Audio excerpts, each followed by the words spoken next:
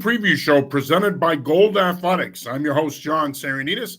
And as always, I'm joined by my partner, Tyler Emerald. Tyler, how are you on this cold evening? I'm doing great. We're off and running in the playoffs. And I was going to say it finally feels like football weather, feels like playoff weather. So that's exciting for me. I know you don't like it, but no. I enjoy this weather. So I'm ready to go. Yeah, no, I love the game of football. It's my passion. It's a year-round passion for me, but I'd like to do it in a warmer climate, a much warmer climate. Now, before we do get started here, and we got a lot to talk about tonight, obviously the MIA playoffs. We're going to take a look at some of the big matchups in the region as well as the NEPSAC Bowls.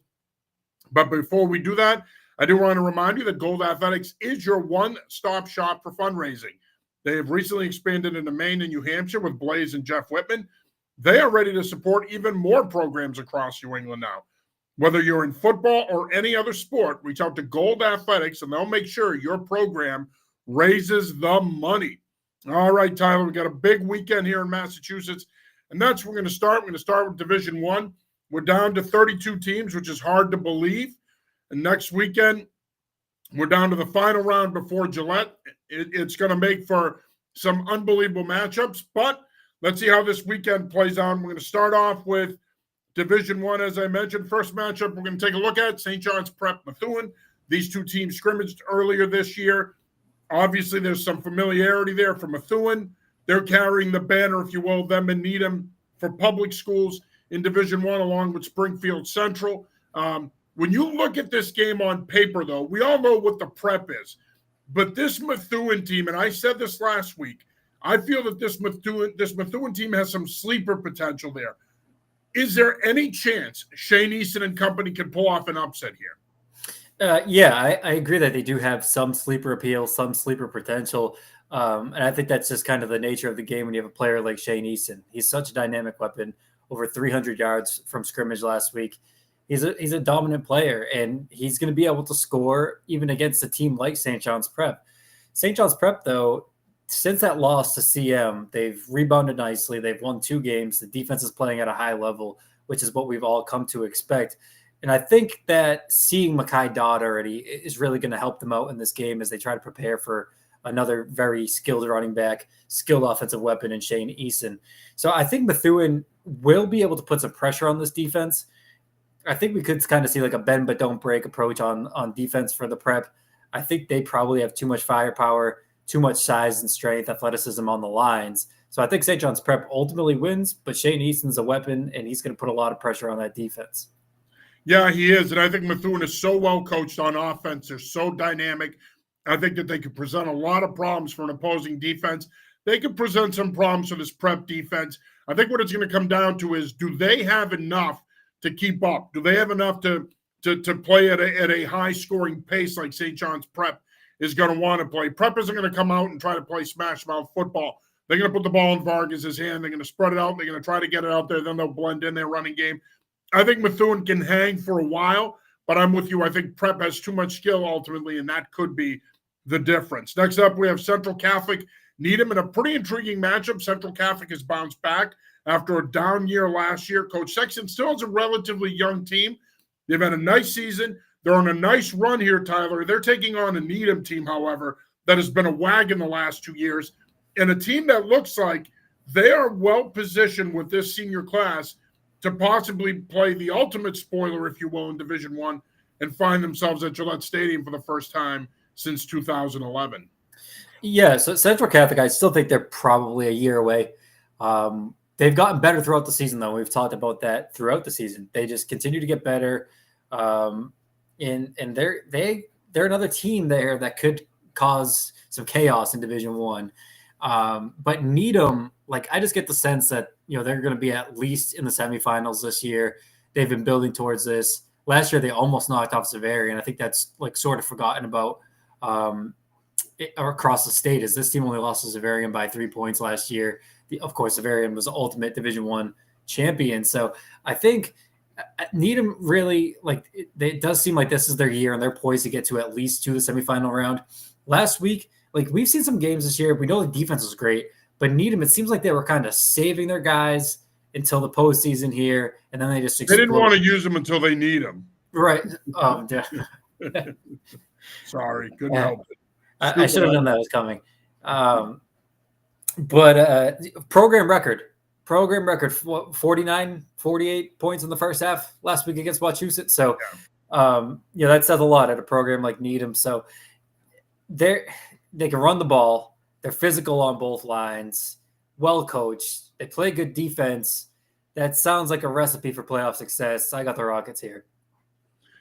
Yeah, I think this team's going to be tough to beat. You make a good point about Central Catholic. They're a year away, but I think this Needham team, as I said earlier, they've been building up to this. You got Williams. You got a strong senior class that has been the backbone of this program. Last year, they were juniors. They complemented a good senior class. This year, they're leading the way for this Needham program.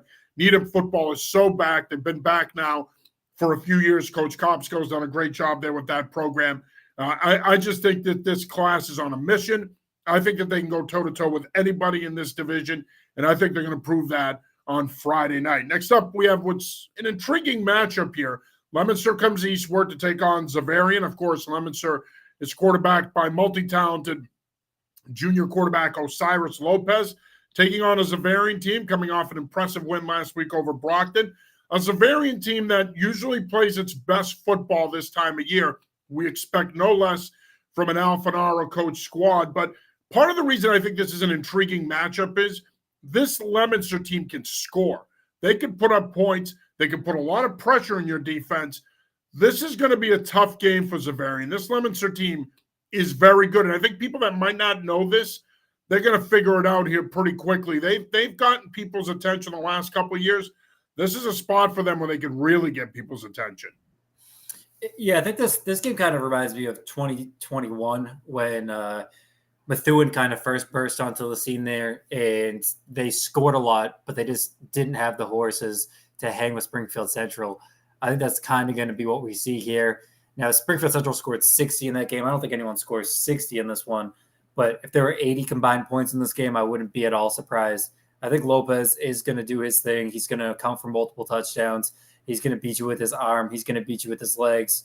He's arguably the most talented quarterback in the state. Xaverian, though, from a team perspective, they're probably a top 5, at worst, a top 10 team in the state. Buse is back and healthy now. Will Wood, he's a very good quarterback. I think Xaverian just has too much for Leominster in this one. Yeah, look, I think that that's the difference ultimately is I do think that first of all, defensively, that front seven's really good. And I think anybody they match up with, they're going to give them some problems. You mentioned Will Wood, that running game. We know what they can do with Busa. They've got a couple backs that they can run. We know what they can do to mix things up with that passing game. I think ultimately that's what it comes down to. The game's going to fall on this Leominster defense, and if they can get stops.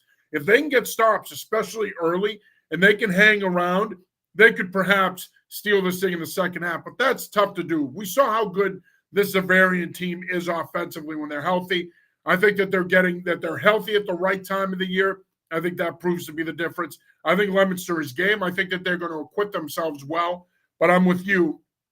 I think ultimately Xaverian is a little better where it counts, and that's up front.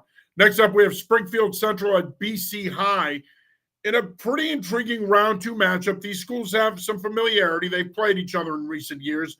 Should be a pretty interesting matchup. Springfield Central left something to be desired last week. Natick's a good football team, and I'm not taking anything away from Natick. I wasn't surprised by that score or their ability to play them tough.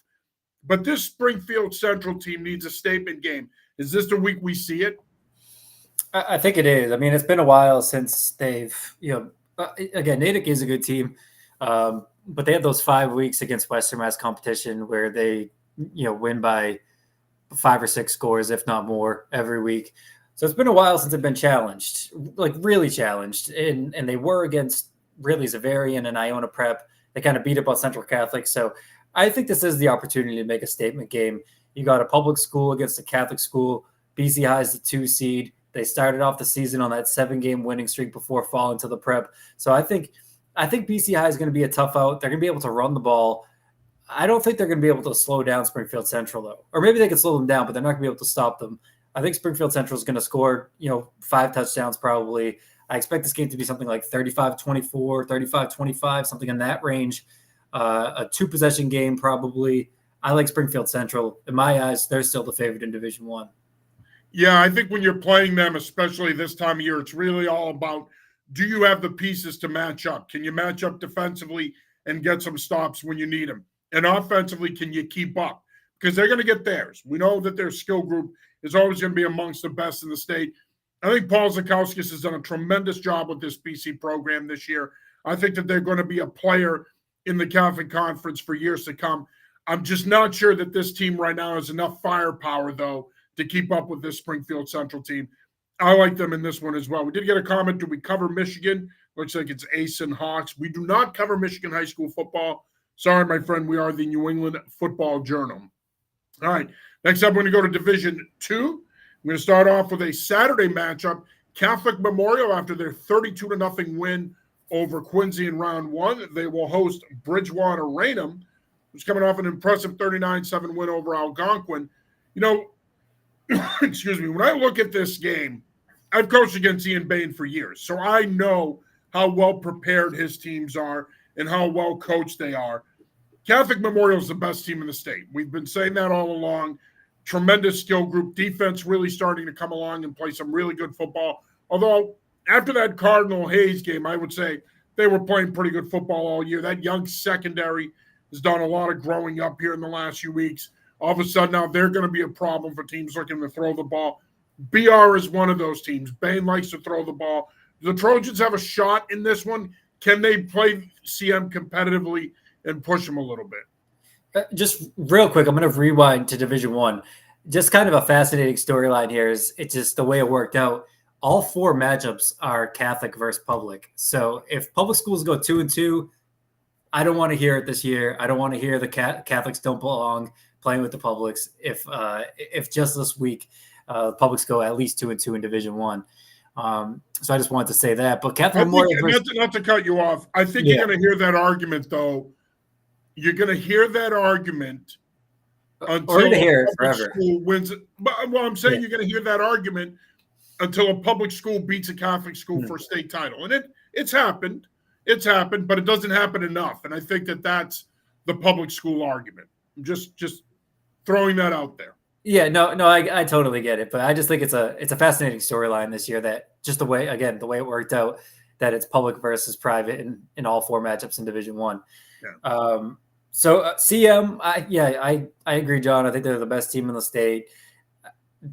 I don't know if BR can keep it close, honestly. Like, they're going to have to put some pressure on that CM defense early. They're going to need an early score in this game, give themselves some confidence, because it's tough when you fall behind. When you don't score on your first couple possessions, and Makai Dodd breaks one for 70, then breaks one for 50, and then all of a sudden it's 14-0. And he has two touches for 100 yards. It's like, kind of defeating for teams. So I think BR is going to have to score early to make this one competitive. Listen, I believe in Ian Bain. I believe in his system. So if any coach can kind of scheme some things up and get some early points here, then it probably is him. But CM just has too many horses. Knights are going to win this one. Yeah, I just think to your point, I just think that unfortunately for BR, look, they're ahead of schedule. I think if you had talked to Coach Bain at the beginning of the year, he would have told you that this is going to be feel things out, get the systems in on offense and defense, get the kids acclimated to the offense and the defense, get to know the kids, and it's really about what you can do 2-3 years down the road. They're ahead of schedule. All that being said, however, I do think that CM is going to be a tough matchup for anybody they play. And I think ultimately that proves to be the case here. I like CM in this one. All right, next up we have a pretty intriguing matchup. Wellesley versus Bishop Feehan. Bishop Feehan, of course, no stranger to playing late into the postseason. It's a program that's been one of the best programs in the state throughout the years. Wellesley's another program that has championship pedigree. This is an intriguing matchup because can Bishop Feehan slow the pace down and make Wellesley play at their pace? Or can Wellesley spread them out, play fast, and force Feehan to play at their pace? I think whichever team sets up their pace early is probably going to win this game. Yeah, great matchup here, contrasting styles. It's probably, in my eyes, the toughest game to pick this year, this round. I lean Wellesley slightly. I think Lucas Prock's a really nice quarterback here. He's younger, so he's going to be around for a couple of years for Wellesley. I think the Raiders are ultimately probably going to control the pace here, and they're going to sneak one out 28-24, 24-21, something like that, but I've got Wellesley. Yeah, this is a tough one for me to predict because I'm with you. I do think hold on one sec. I do think that it is a tough game to predict. I'm going to go Bishop Feed. I think this time of year, running the football, playing good defense matters. It also helps a little bit if you're at home in some of these matchups. They're at home. I think that proves to be the difference. I think it's going to be a tight game, but I'm going to go with Fian here. Good friend Kevin Mahoney joins the show. And actually, I was going to mention this, so I'm glad Kevin did. Springfield beat Central Catholic at Gillette in 2021 for a state title, of course. Those Central Catholic teams were led by Aiden Pereira, who's now quarterbacking the Merrimack football team. Pereira, of course, that year, his senior year, had a 10-touchdown game against Springfield Central earlier the following year, I should say. It was actually the following year. But yeah, that was the game that came to mind for me, was Springfield Central beating Central Catholic for Super Bowl in 2021. Kevin, thanks for checking in, brother. Appreciate it as always. All right, next matchup we're going to take a look at D3 is Winchester. Long ride for Winchester. They're going to go down to take on the Marshfield Rams. Marshfield team that a lot of people like, but it's flying under the radar. Not enough people are talking about them. So much of the focus in D2 is on Catholic Memorial, rather, in King Philip. But this Marshfield team is an experienced team. They bring back a lot of talent from last year. You know, this is a team that a lot of people have forgotten, but you're going to remind them about them because you love that skill group. I do, and I love Chris Aruka's offense. They're the fastest. It's the fastest pace in the state. It's really a blur. It's tough to keep up with. Defenses are gassed by the time you get to the second quarter. Never mind the second half. So, Winchester's an impressive team. They've had some close games, notably that 1-point loss to Reading, a very good Reading team. Marshfield, though, I think they kind of are that forgotten third team. Like, I think this is a 3-team race in Division II. I think Marshfield is that third team. The Rams can really score, but they've played some pretty good defense throughout the year as well. But I think Marshfield wins this one. I wouldn't be surprised if Winchester keeps this one competitive into the second half. But Tormas and company are going to get it done. Rams win. Yeah, I think this is a tough spot for Winchester, who's been surprisingly good the last couple of years, well coached. They're able to keep games close.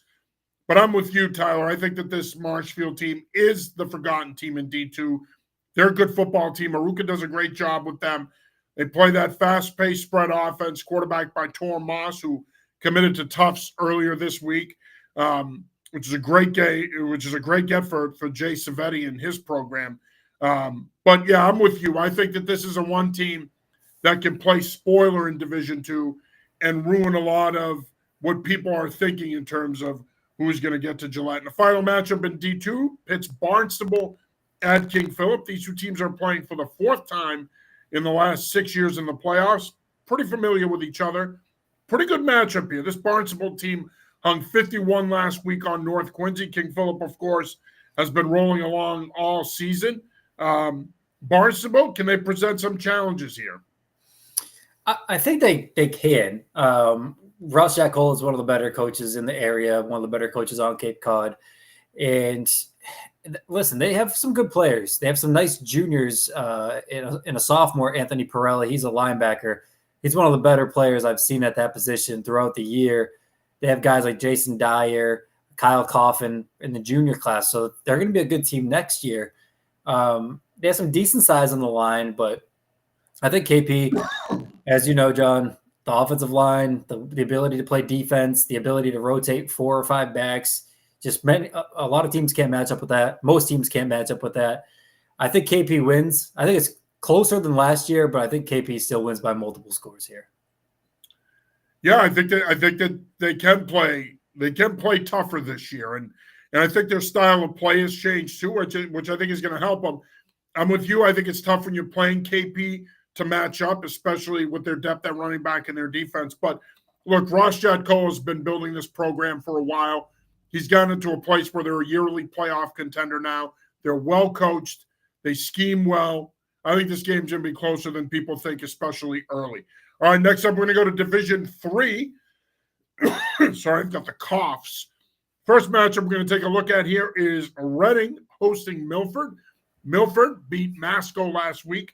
Reading cruised to a 48-0 win over Lynn English. That's a pretty impressive win against talented Lynn English team here. Does Milford have a shot? Can they go on the road, go up to Reading and win this one? We know Reading, they were down last year, but John Fiore, terrific coach. He's won state titles here. That's a program that is a perennial Super Bowl contender, and they're usually at Gillette at least every 2 or 3 years. Does Milford have enough to go up there and win? I think they do. And so Division 3, we've kind of been talking about this all year. Like Division 3 is so wide open that any of these 8 teams could win, and I honestly wouldn't be surprised. And I think that's the only division you can really say that about, truthfully. So, I think Milford has a chance. They're playing well. They had some ups and downs this year, right? Like they lost to Attleboro. I don't think anyone saw that coming. Then they kind of took one on the chin to KP, but then the next week they battled back and took Franklin to overtime. Now they lost that game, but they played well leading into the playoffs here. Then they went on the road and won at Masco, which was a nice win. But I've got the Rockets here. Reading, they've won blowouts. They've won close games. They just continue to find ways to win. Oftentimes that's kind of a precursor of what's to come in the playoffs, and you kind of expect these teams to win. So I've got the Rockets here, but I expect another dogfight.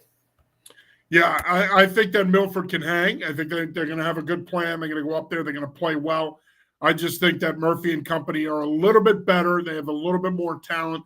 Plus, I think long bus ride, you got to go up there and play them. I think it's a close game, but I like Reading at home to advance. Next up, we have Westboro traveling to take on North Attleboro. Westboro, of course, arguably pulled off the upset of the weekend last weekend in round 1 with their 30-20 win over a good West Springfield team who was the 5 seed. Question is now, does Westboro have enough to go into North Attleboro and beat a North team that's senior laden and has played really good defense all year? Yeah, Westboro is 8-1, right? Do I have that right? Yeah. So they lost to Burlington week 1, I think, and then they've rattled off 8 in a row. This is as good as Westboro has been in years. They played good defense, as evidenced by last week against Westside, a team that had been averaging over 40 points a game, dominating everyone in their path out in Western Mass, and they forced 7 turnovers out there on the road. So that was a very good performance, incredible defensive performance from Westboro. I think this game's going to be really low scoring, kind of a slugfest here, something like 17-7. Ultimately, though, I think North, they find a way to get it done. I've talked about it throughout the season. Ryan Bannon and Brady Paradise on the backfield tandem, Bannon at linebacker. They've got a big offensive line led by Hayden Mottinger, and 4 of those 5 kids on the offensive line are seniors. So it's a very big senior class here for North. I think that pays off in this one, and they advance. A lot of familiar names there, whether it be Bannon, whether it be Paradise, whether it be Mottinger. They've got a lot of familiar names there, a lot of lineage there. They're tough to beat at home. And I think D3 is wide open. And despite some end-of-the-year inconsistency, a loss to Foxborough, rather, I think this North team is pretty well set up to make a run. I like them in this one as well. Next up, we have Dartmouth taking on Mansfield. We've been saying it all year with this Mansfield team. Kind of a sleeper. I think a lot of people have kind of forgotten about them in D3. They're going to take on a pretty good Dartmouth team here led by Jackson Hart and Ray Gramlich. But Mansfield is a team to keep an eye on here in D3 because, again, they're supposed to be young. It's predominantly a junior skill group, but they've really come on here down the stretch. And they look like a team that could find themselves at Gillette. Yeah, I think the impressive thing about Mansfield is they put up points against some good defenses here throughout the season, and again last week against Doherty. When I saw them, it was really kind of a slugfest, grind them out type of game. They lost 14-10 to North. So in that game, they showed that they're able to hang with the top team in their division and play a low-scoring game. So I think Mansfield could beat you multiple ways. The defense, Tommy Vallette at quarterback, McCoy at receiver, they have some nice weapons. And I'm not going to bet against Mike Redding here. Dartmouth has a good playoff history as well. You mentioned Jackson Hart. He's a dynamic weapon. I think Overall, though, Mansfield probably has more talent. I think they're better on both lines. I lean towards the Hornets here. Yeah, so do I. I mean, I think the difference is you got Mike Redding, you got that experience. I mean, obviously, Coach White, Dartmouth, he's been there, like you said. They've had plenty of playoff success as well. But I think this Mansfield team has been slept on all year. And when you're coming out of the Hawk, especially the Davenport side, which is really competitive, you're well prepared to play in these playoffs. I think Mansfield is. I think this is a good game.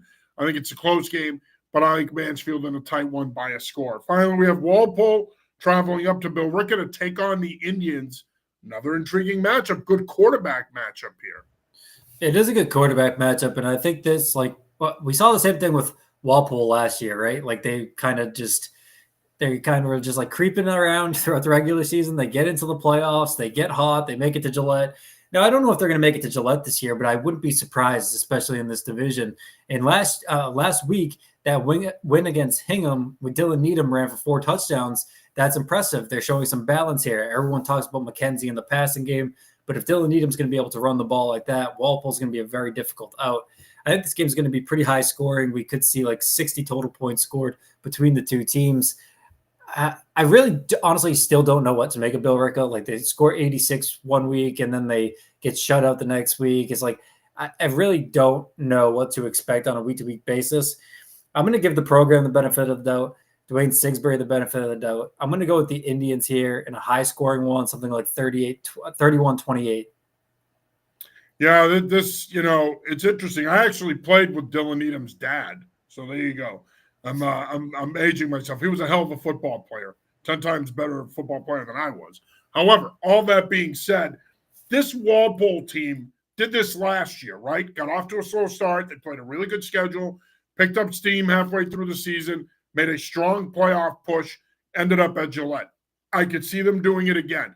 I think if there's one team in this division that's equipped offensively to go up there and win a shootout, it's them. And I'm going to go with them here. I'm going to go with the Timberwolves here because I think that this is an experienced group. I think it's a group that there's talent there. We haven't always seen it from them this year, and they've been very Jekyll and Hyde. They lost to Wachusett out there 2 weeks ago, but then beat Hingham by 3 scores on the road in round 1 in the playoffs. They run hot and cold, but I think they're on a hot streak here. I think it's going to be a really good game, high-scoring affair. I'm leaning with the Timberwolves. I can't believe I still have to call them that. All right, you are watching the High School Preview Show presented by Gold Athletics. I'm your host, John Sirianides. Just a reminder, Gold Athletics is your one-stop shop for fundraising. They have recently expanded into Maine and New Hampshire with Blaze and Jeff Whitman. They are ready to support even more programs across New England. Whether you're in football or any other sport, reach out to Gold Athletics and they'll make sure your program raises the money. All right, Emerald, we're going to go a little rapid fire here for the final 4 divisions because we also still have to take a look at the NEPSAC Bowls before we wrap up. Let's head over to Division 2. First matchup we're going to look at is Duxbury hosting Canton. This is an intriguing matchup. I think a lot of people I don't think a lot of people felt that Canton would be what they ended up being at the beginning of the year. They surprised a lot of people, hung tough on the Davenport side of the Hawk. Bulldogs are a talented football team. I'm not saying they go down to Duxbury and win, but this is going to be a good game. I think it will be a good game, a better game than most people do expect, but Duxbury is Duxbury. I'm not betting against them at this point, maybe against Scituate or Grafton later on, but I think they handle business here. They're tough. This is a kind of a different look Duxbury team, though. It's not really that high-flying offense. It's more running the ball and playing time possession and dominating on defense, and I like the Dragons here. Yeah, they beat Holliston 25-0 last week. To your point about winning with defense, Canton hung 41 on Tantascwa. I think Canton hangs in there for at least 3 quarters, but I think ultimately Duxbury's pedigree, their experience, their style of play proves to be the difference. I like the Dragons there. Next up, we have Tewksbury hosting Somerset Berkeley. Somerset Berkeley with a 12-6 win over Malden Catholic, a team that I think a lot of us thought could be a potential dark horse in D4. Didn't pan out. They go up to Tewksbury to take on Coach Aylward and a Tewksbury program that runs a ton of formations, plays physical, and knows how to win this time of year.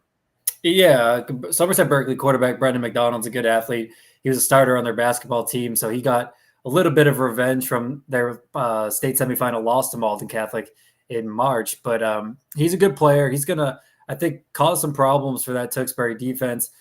Tewksbury, I think they're just a little too high flying. They've got a little too much firepower. Emeka Olu, Manny Mangata, guys like this. I think the Redmen win this one kind of going away.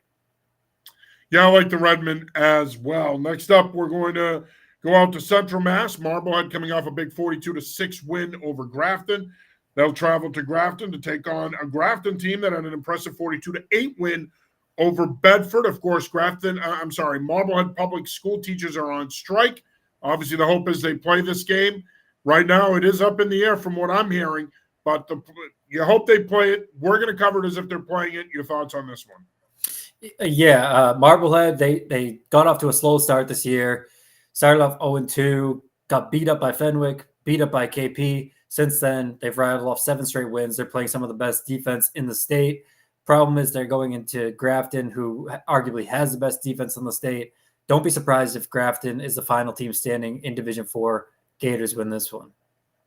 Yeah, it's tough, man. Chris McMahon has done such a great job at Grafton. He's built one hell of a program. And while I have nothing but respect for Coach Rudloff and this Marblehead team got to coach against him this season, I think going out there and winning is tough. But I will say this. I think these Marblehead kids are going to play with a chip on their shoulder with everything that's going on. Hopefully they get the opportunity.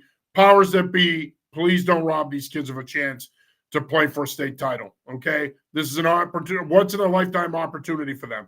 Don't rob them of an opportunity to play a playoff game with the opportunity to eventually get to Gillette if they advance. I think that would be, if they had to forfeit, I think that would be disgusting. It would be disgusting, and it would fall at the feet of adults who need to make better decisions and do the right things here. All right, next up we have Wayland and Scituate. This is an intriguing matchup here. Scituate, of course, has been rolling along all year long. Very impressive in D4. They were the 2 seed. But this Wayland team, we keep talking about sleepers, possible sleepers. This is a Wayland team to keep an eye on in D4. Could an upset be possible here? I think it's possible. I'm not going to pick it, though. I think Wayland's going to be able to score. The Scituate defense is very good, but they're also able to score. Wayland led by Max Dreesens. They have a nice running game.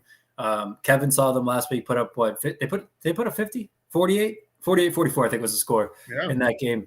Unbelievable. So that's a very good offense. I think it's going to be a high-scoring game, but Scituate has a lot of firepower. Quarterback Johnny Donovan continues to get better each week. Willie Robinson, he's the Army lacrosse commit in the backfield. He's super athletic as both a returner and a running back. I think the Sailors have too much firepower. I got Scituate. Yeah, I'm with you. I think Wayland can slow this thing down and win the time of possession battle, potentially. The problem is that Scituate offense is so explosive. They can score on any play. You got Foley, you got Robinson, Herb Devine, obviously terrific coach, been doing it for a long time. He's built a championship caliber program there. Same thing with Scott Parsegian, though, at Wayland. I think this could be a game for a half, maybe even 3 quarters. But, man, that Scituate offense is explosive. They can make big plays, and they can turn a game on one play. I think this ends up being that kind of game.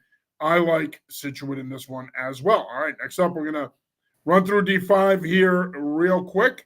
And we're going to start off with our first matchup, Shawsheen against Newburyport. Shawsheen has been very impressive this year, Tyler. They look like they're the favorite in D5. I know some people still think it could be defending champion Foxborough, but they look like they could be a legitimate favorite, if not the favorite, certainly one of the 2 favorites.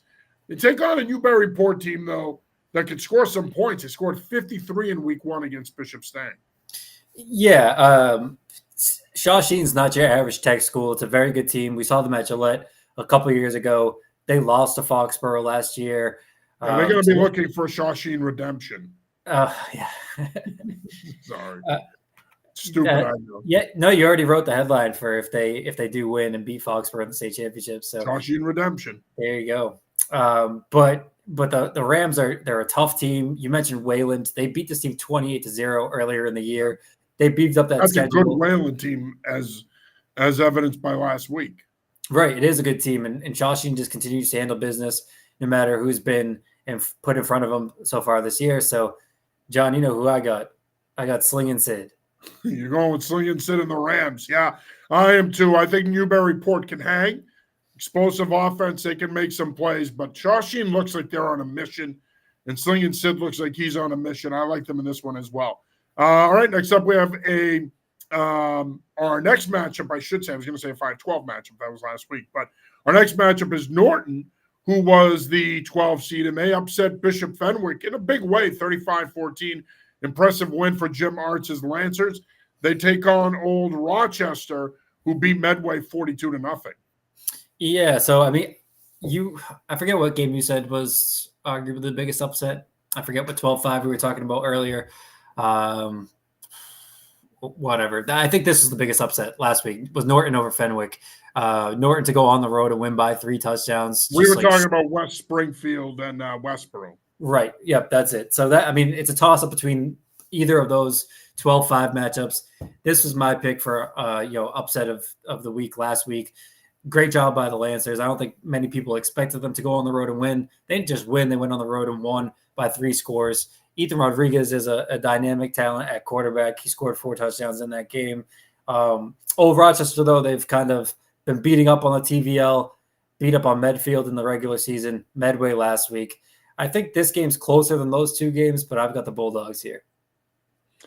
Yeah, I mean, I think Norton can hang, and of course, the Norton crowd. If they win again this week, we are definitely going to be bulletin board central for the Norton crowd. And hey, we're more than glad to help. I'm with you too. Although I think this is going to be a really good game. One thing I'll say about Norton, though, that they have tough kids, they play hard, and Jim Arts is a good coach who has been there. He's been there as a coordinator. He knows what it's like to win championships. He knows how to coach a team to that level of success. I think this is going to be a great game. I'm going to give the slight edge to Old Rochester, but if Norton wins, it's not going to surprise me. I think Arts does a good job, and I think next thing you know, this is a program that could find itself at Gillette if they keep rolling here. All right, next up we have Dedham visiting Foxborough. Dedham, they kind of exploded last week. 56 points, I think, something like that, against Greater Lowell. Yeah, AJ Panette's back. He's playing well for this team. The Marauders are tough. I think Foxborough just played such a grueling schedule, something that no team in Division 5 can match. They're going to be ready for whatever is put in front of them. They're battle tested. They're ready to go. Ben Angelini is one of the best backs in the state. Foxborough wins. Yeah, I think Dedham's been a nice story. They've been up and down this year. You mentioned Panette, one of the better backs in the state, but I think this Foxborough team, to your point about being battle tested, they're battle tested, played one of the toughest schedules in the state. There isn't anybody, with all due respect to anybody in this division, that they're going to back down from because, again, they're the defending champs. They've got a lot of guys back from that team. They've got that chip on their shoulder, and they've played the schedule to prove that they have what it takes to play good competition. I like them in this one as well. And finally, we have Auburn, Hanover. Yeah, I think there can be a lot of points scored in this one. Both teams can really score, move the ball, pretty efficient offenses. I think Aiden Boot and Tyler Vincent, that backfield for Hanover is probably a little too much for Auburn to handle. I like the Hawks here. I do too. I think we're going to get a rematch of last year's D5 Super Bowl with Foxborough and Hanover. And this Hanover team, I think a lot of people kind of have taken them for granted because they graduated so much from that talented team last year, namely quarterback Ben Scalzi. But this is a good football team, and it's a program now. Hanover expects to be in this position year in and year out. I think they win, they take care of business, and I think it sets up a pretty interesting matchup in D5 against Foxborough in that Super Bowl rematch. All right, next up, we're going to head over to D6.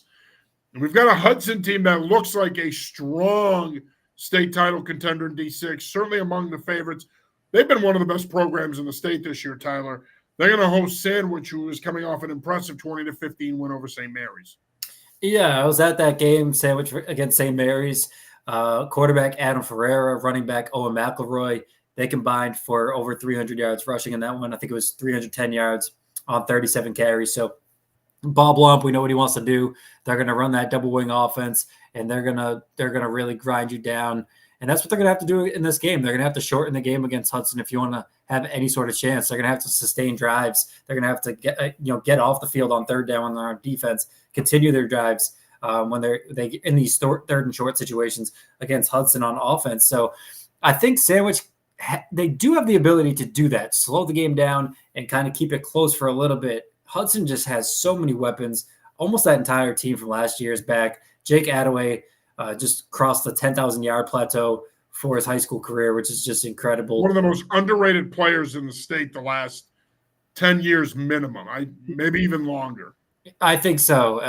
And I think Hudson, I think they do get to Gillette this year. I think Sandwich is going to put up a fight for a bit. That team's not going to back down. They're physical, but Hudson just has a little too much talent. You remember the band, The Presidents of the United States? Do you remember them? What was it? The band, The Presidents of the United States. Yeah, sure. Well, he's lump. He likes to run the ball. I think he's going to run the ball. That was wicked, stupid, and cheesy. I'm with you. I think they're going to run the ball, and they're going to shorten this game. But to your point about Hudson, Attaway, dual threat, can make plays as a runner and as a passer. And this is a team that, you know what, could have got there last year. And they came in motivated. Coach Attaway talked about that at the beginning of the season, that they were on a mission. And I think that they've proven that they're on a mission. And I think you're right. I think that this is a team that's well-equipped to find themselves at Gillette Stadium. Next up, we have Abington-Norwell in a South Coast matchup. This could be a fun one. These teams don't like each other. It was a little lopsided in the regular season, which surprised me. Norwell's a team that has a lot back. They were the 1 seed last year. They were upset in the second round by Fairhaven. So this is a team that has a chip on their shoulder as well. I think Norwell wins, but it should be a fun one, something like 21-17. Yeah, Norwell is a team that I don't think a lot of people are talking about it enough in D6. Another team, we keep talking about sleepers and dark horses. This is another team that could find themselves at Gillette Stadium, especially because they can run the football and they can control a game. And I think if they could do that here, so could Abington. We know how good they've run the wing T through the years. But I think if they can get past Abington, they're a team that could give Hudson some problems in the next round. All right, next matchup features Linfield and Fairhaven. Could be a big night for Justin Marks. It could be. I'll be there on Friday night. I'm excited for this one. If you don't know, Justin Marks is entering the game with 99 career touchdowns. That is 2 short of the state record, which is held by Walpole's Ryan Izzo, who finished with 101 career touchdowns. So history could be made in Fairhaven on Friday night. I'm excited for that one. That offense is tough to stop. We talk about it all the time, that triple option. Mark spearheading that attack. He's going to end up with probably 35, 40 carries in this one. Fairhaven's just a little too tough. I think they win this one. Yeah, I agree. X marks the spot. I think they win it. And he very well could break the record tomorrow night. I mean, or Friday night, rather. I mean, he's only 2 away from it, but at the pace he's been scoring in his career, he's not only going to break it, but I think he's got enough. If they keep playing here, which they potentially could have 3 more games, I mean, he could distance himself in terms. They could have 4 more with Thanksgiving too. Right. Yeah. So he can distance himself in terms of that record. And finally, we've got Swampscott-Stoneham, a North Shore matchup. You know, this one could be pretty good. You want to talk about contrast in styles, spread offense versus the double wing. This is going to be a fun one. It's like a real pick'em. One of the tougher games, I think, to predict this weekend. I lean Stoneham. I lean Stoneham. I think that double wing attack gets it done for 1 more week at least. Something like 24-21. They just won a close game over Oakmont, so they're battle tested. They played a lot of tough games in the Middlesex League. I like the Spartans here. Yeah, now imagine if they win and Fairhaven wins. You talk about triple. You're talking about triple option and what Almeida likes to do at Fairhaven versus that double wing.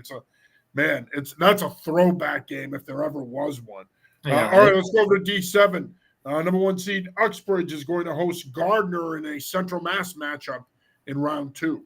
Yeah, La Chapelle and Roseboro, they're too talented. The Spartans are going to keep this thing rolling. I think Uxbridge wins by multiple scores in this one. Yeah, I like Uxbridge as well. Again, we keep talking about underrated programs in the state this year. There's one there. I don't think enough people are talking about the defending Division 7 champs. All right, we're going to stay in Central Mass, and I had the good fortune tonight to speak with Coach LaChapelle about a piece that I'm going to do on him and Lou Marinelli, the coach at New Canaan High School in Connecticut. Both of them won their 400th game this past weekend, but the Rams advanced to the second round off a 39-0 win over Oxford. They will host Millbury. This is a fun a fun game here. It's two good Central Mass programs. Millbury, I think, has kind of flown under the radar this year. I like Northbridge to win this one and set up the La Chapelle Bowl in the state semis. Yeah, that'll be something, man. And you know, Coach LaChapelle talked about former players coming back and coaching, and he's coached his sons, and now his grandson's his quarterback. I mean, that'll be something. That'll be pretty cool to watch. But I'm with you. I think that Northbridge is the better team here, and I think that offense is back to being that high-flying spread attack that we've come to expect from Coach LaChapelle. I think that they'll take care of business in advance. All right, next up we have Amesbury and Mashpee. This is a fun one. They've met in the playoffs recently. I think it was last year, right? The Amesbury knocked out Mashpee. So now Amesbury is traveling to Mashpee. It's a long, brutal road trip, pretty much as tough as it gets, going from like the New Hampshire line down to the Cape. That's a tough one. Amesbury, listen, they can shorten games. It's another team that can shorten games the way they play offensively. Mashpee has too many weapons, though, led by Ben Squarsha. He's a very good player, very underrated player in this division. And really in the state. I like the Falcons. Yeah, I'm going to go with the Falcons as well. You mentioned Squasher. He's one of the more underrated players in the league, in the state, rather. And look, I think Amesbury can shorten this, but Mashpee's back. We saw this from Mashpee in the mid-2010s when they had that run there of consecutive Super Bowl appearances. I think Coach Treveri has them back to that level now. They're certainly good enough that they can come out of this side and get back to Gillette. And finally, we have Cohasset at Clinton, another long road trip here. Cohasset was the 7th seed in round one. They beat West Bridgewater 21-7. Clinton handled Tingsboro 36-12. Yeah, this Clinton team, we talked about them last week. They lost 2 games earlier in the year, started off 1-2. Now they're just ripping off wins. They've won 6 in a row. They're playing really good complementary football. I think the Gales win this one. They're my prediction, or my prediction to come out from this right side of the bracket here. I think they ultimately play Uxbridge and they keep it going against Cohasset. But Cohasset has some weapons here, Wildfire, Gus Green, guys like that. They should be able to keep it close. Yeah, this is a tough road trip, but I'm going to go Cohasset here. I think Wildfire is the difference here. Again, we talk about dual threat quarterbacks. He can do different things. He's been a guy that's kind of flown under the radar as well. If I have an upset special this week, I'm going to go with Peter Afanasu and Cohasset. I think they go on the road. It'll be tough. It won't be easy. I think it'll be a close game going into the fourth quarter, but I think Cohasset pulls it off. All right, and finally, we're going to go to D8. First match I'm going to look at there is in round 2 is Randolph and Narragansett Regional. Randolph, they're going to keep this thing rolling. I talk about it every week. They lost Nathaniel Gomes earlier in the year. I didn't really know what to expect at that point. Now they have like seemingly a different guy running for 100, 150 yards, multiple touchdowns every week. They're going to be tough to stop. Yeah, I'm going to go Randolph in that one as well. Next matchup is Cathedral. It's nice to see Cathedral football back in state title contention. They're going to take on Neshoba Valley Tech. Yeah, I've got Neshoba Valley Tech here. Danny Kelly is doing a great job with that program. I think they advanced to the semifinals. Look out for freshman running back Zach DeShane. He's already crossed 1,000 yards for the season. Yeah, I'm going to go with Neshoba Valley Tech in that one as well. Next up, we have Bourne and Carver in another South Coast matchup. Yeah, I mean, again, like talk about maybe not upset of the week, but most surprising result was Bourne going up to Kip, winning by 21. If you told me they won, like, okay, that's not too crazy. I could imagine that. But for them to go on the road, hold Kip to 6 points and win by 21, just super impressive. I think Carver plays in the more difficult league. I think that's going to matter in this one. Carver's been in some close battles. I think Carver wins by 14 points. Yeah, Carver is certainly well-equipped to make another run to Gillette. Of course, if they do get past Bourne in this one, they would take on West Boylston, which would be a rematch of last year's D8 state title game. I'm going to go with Carver in that one as well. And finally, we have a Central Mass matchup, Lee taking on West Boylston. Yeah, Lee's the team that's kind of flying under the radar this year. They really took care of Bartlett last week. I think they're going to be able to hang tough with West Boylston for a little bit, but Mike Ross, another team that runs a double wing, another team that's physical, has a good stable of backs. The Lions are going to win this one. Yeah, I agree with you. I mean, it's hard to pick against Mike Ross this time of year. I mean, they've won back-to-back state titles in D7, in D8. I think that they're well-positioned to get back to Gillette and make another run here, despite heavy graduation losses and losing a lot of guys. Ross in that offense, just too talented. I think that they win this one in advance to take on Carver in that rematch. All right. And a couple of other games we're looking at here. Of course, it's NEPSAC Bowl weekend, so we'd be remiss if we didn't preview those games real quick. This, to me, is the matchup of the weekend. I think it's one of the two best games of the weekend. Brunswick at Choate, an excellent matchup here. Choate is 8-0 and owns a 40-7 win over Avon Old Farms. Brunswick is 8-1, and they're coming off a big win over Williston Northampton. It's hard to pick against this Choate program, but if there was ever a time to do it, it's this week. Brunswick does have a loss, but Wayne McGillicuddy's got a good football team there, led by Blake Hebert, former Central Catholic quarterback. I'm going with Brunswick here. I know that Choate is an easy pick here because they've been rolling along the last couple of years, but I like Brunswick in this one. I agree with you. I think something's just telling me that Brunswick's going to pull it off. I think Blake Hebert really puts a bow on his high school career here before he heads off to Notre Dame. I like Brunswick. And our next matchup is an intriguing matchup. It's going to take place at Boston College. You got BB&N taking on St. Paul's in the John Pappas Bowl.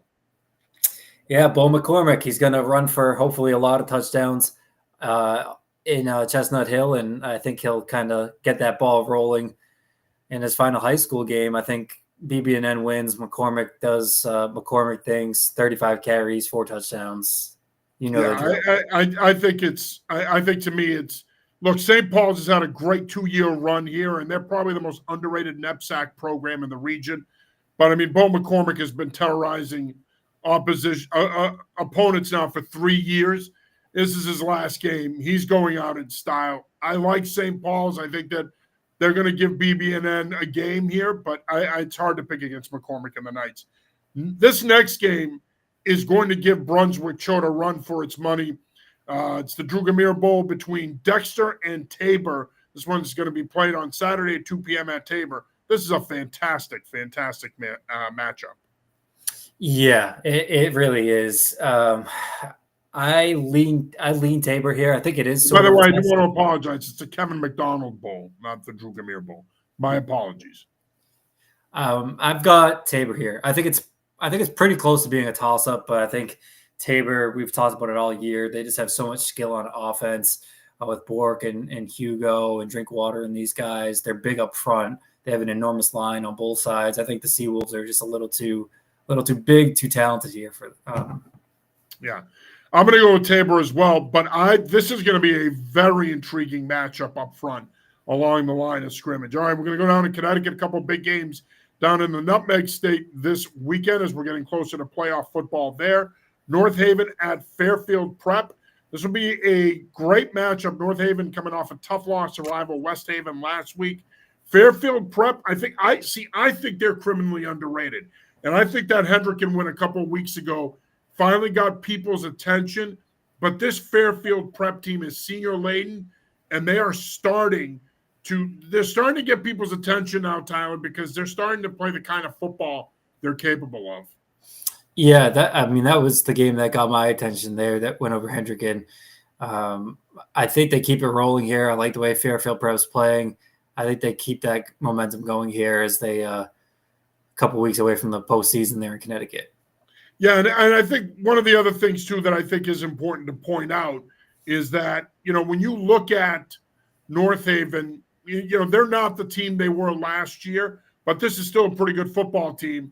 And if you take them for granted, if you're Fairfield Prep, and especially with that single wing offense, you take them for granted and think, all right, they're not what they were last year. We can win this one.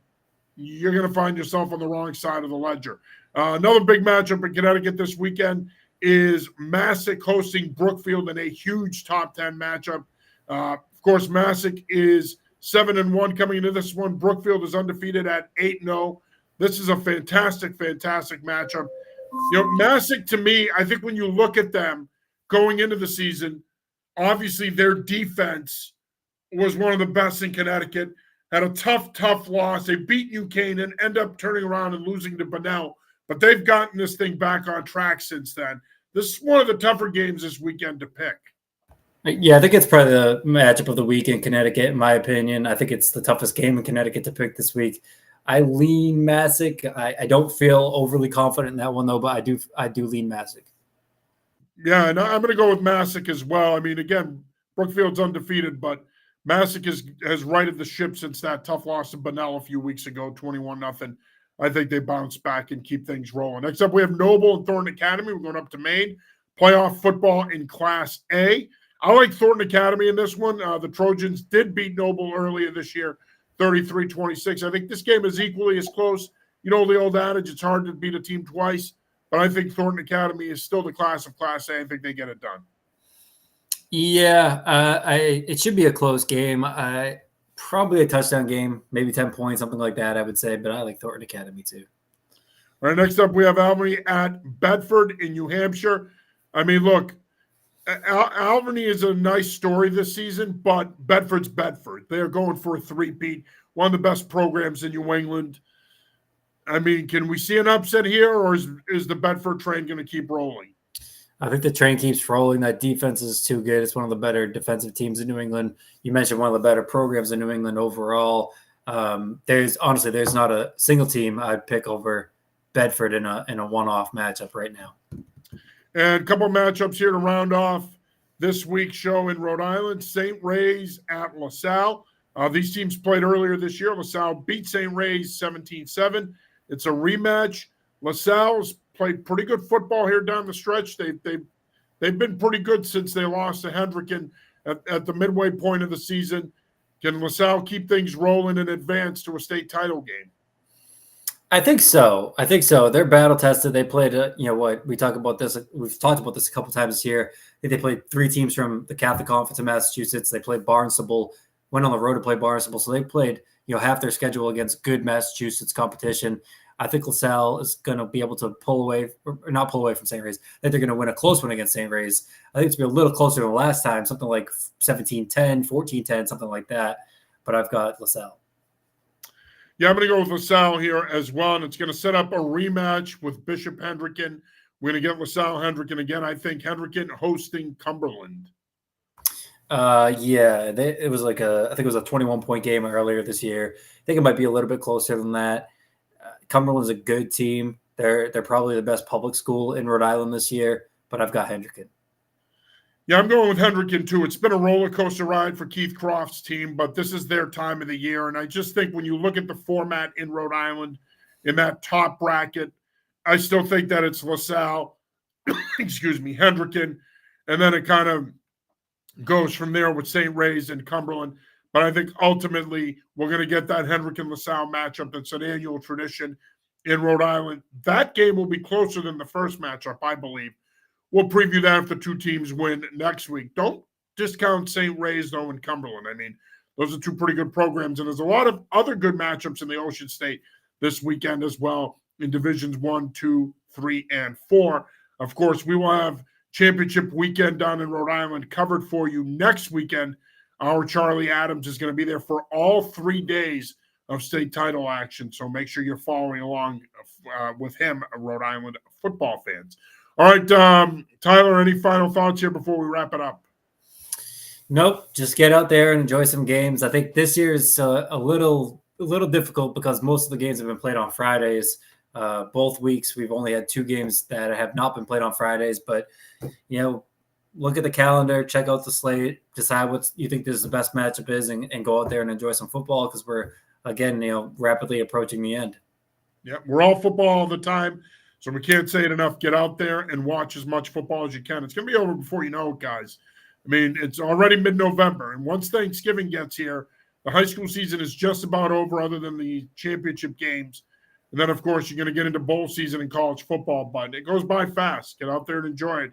We still have a couple of weeks of action here before it all wraps up. All right, that'll do it for this week's episode of the High School Preview Show. For Tyler Emerald, I'm John Serenitas. We'll be back with you next week. Stay tuned. Ryan Barry and I have the College Football Preview Show coming up next on X, Facebook, Twitch, and our YouTube page. But for Tyler, I'm John. We'll see you next week. Peace.